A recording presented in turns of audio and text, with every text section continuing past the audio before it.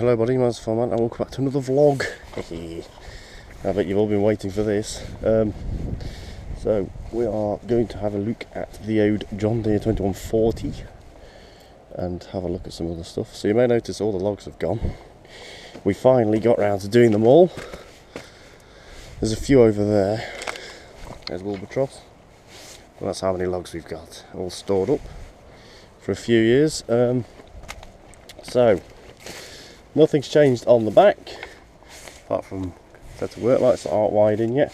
As you can see, all the interior's out the cab, but we'll have a look at that in a bit. Squeeze past this one. So yeah, I spent a couple of days with the digger scraping all this up. There's one mound there and the trailer's full. I've changed the oil in this fuel filter as well. As you can see, it was a new fuel filter there and a new oil filter. I am going to write the date which this was probably done on somewhere on it, or make a note somewhere upstairs. I think this tractor might need a rewire though, because it's on its dash, because all the dashboard seems to be dying. You may notice as well it's got twin beacons on, just like the Ford. Straight pipe as well. That straight pipe is smaller.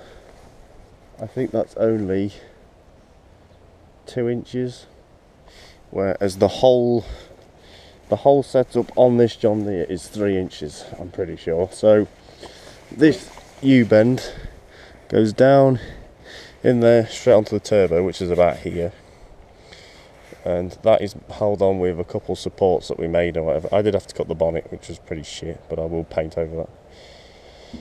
Which then, so when you have these expanded as well, these go bigger. So this is 76mm, which is 3 inches, I'm pretty sure. The outlet on the turbo is, well, the outlet on the manifold on the outlet on the muffler for the old exhaust was only 66mm. So this has gone up by quite a bit. So the U-bend comes straight onto the turbo, then off and up. Had it expanded to fit another 3-inch bit of pipe in to the 3-inch weather cap, and there's the other twin beacon. So if we open the door, this tractor has had a run. I literally took it out about 20 minutes ago. So it should. I got another top link as well. But yeah, as you can see, I've ripped all the interior out because it's having all new interior. There's a new seat in it as well.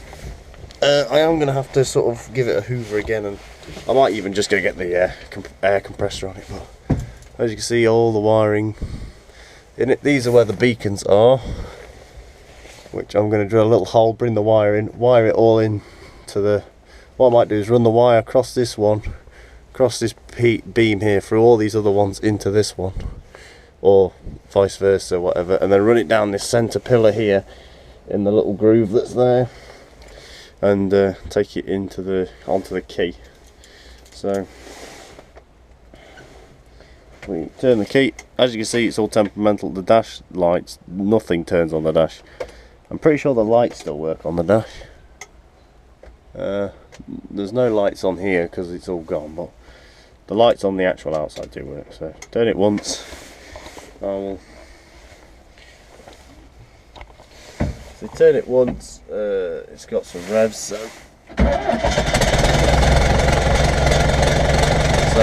yeah, it runs quite nice as well, as you can see the leather cap smoking.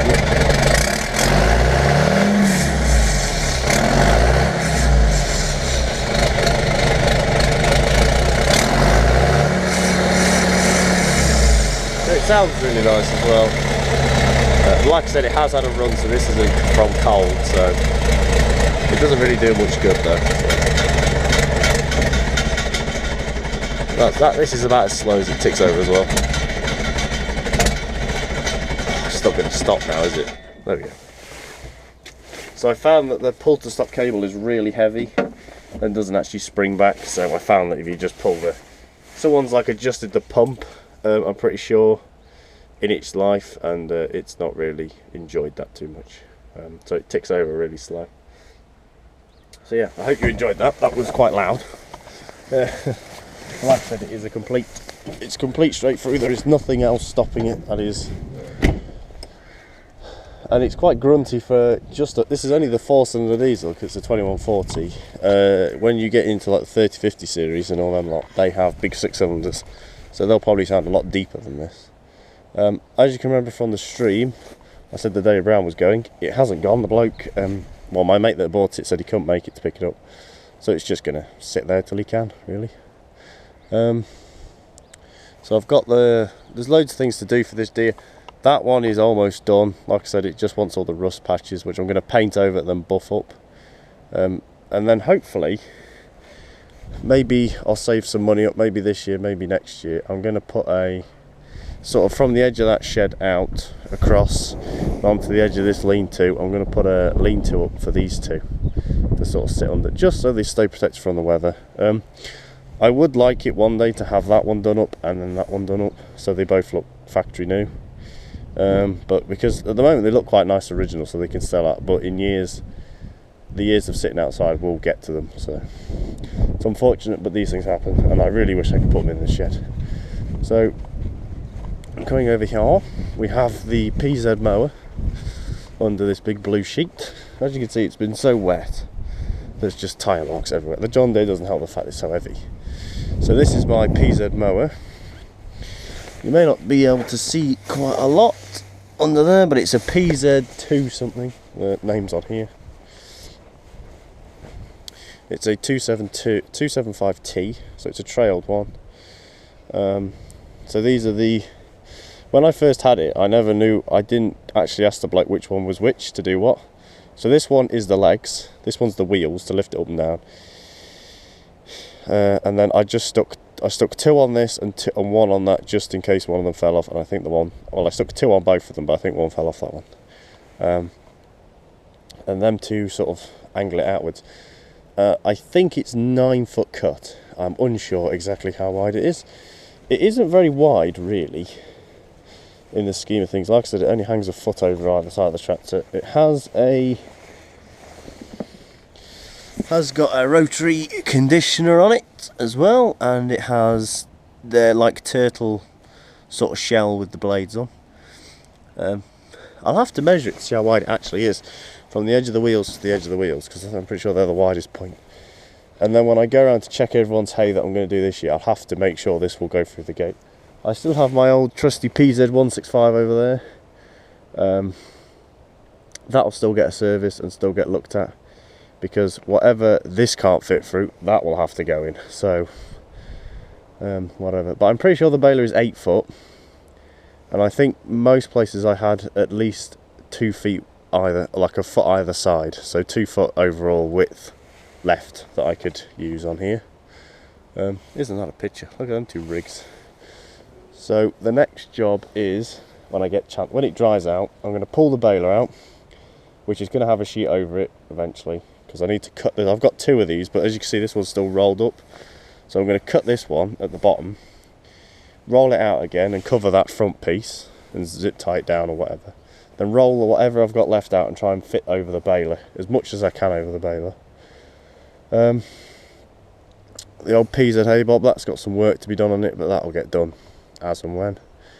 I'm basically going to do it that I do 1 each month, well, 1 as best I can a month. So plan is the mower is perfect. Cameron, the bloke that I bought it off, he used it for years and he loved it, but the problem is where he was in Buxton, it was, if anyone's ever driven through Buxton, you'll know it's very tight gateways, very tight lanes, and this was massive on the lanes, whereas around here the gateways are quite wide. So but if it's over 8 foot, I think there's only one place where the gateway is 8 foot wide, and if it's over 8 foot, then it can't go, which means the little drum barrel will have to go, which is fine. Of course, the McConnell digger with the other bucket on, that's going to get done up at some point. I still haven't decided when I'm doing it. And then I'm going to make, sorry, I got off topic again. The baler, what I was going to say is, when it's dry again, the baler and the sled are going to get married up, and I'm going to make a bracket for this pin here to tow it. Well, whichever one, I think it's that one that tows it, and that one that when you're baling. And then have a look at the gate, get some tyres on it, order some tyres, and some springs. I'm pretty sure I'm going to order some springs because I think they're all fucked. I think so. Let me just try. No, that one's okay. That one seems alright. That one seems alright. I just got to do the gate again because I think what I did is I think I tightened that cord up too much so the gate won't actually lock. So I'll have to shorten it a bit. I'll probably put new wire on it as well.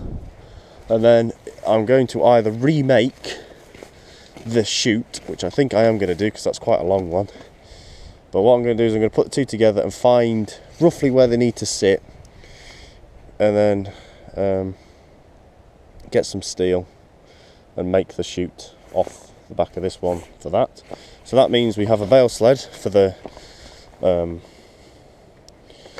you know, for the summer. I have picked up another couple jobs, and well, I picked up another one job for now, but as it's not even close to being summer, it's very hard to tell exactly how many jobs I am going to pick up. But I hope it will grow, and I really do.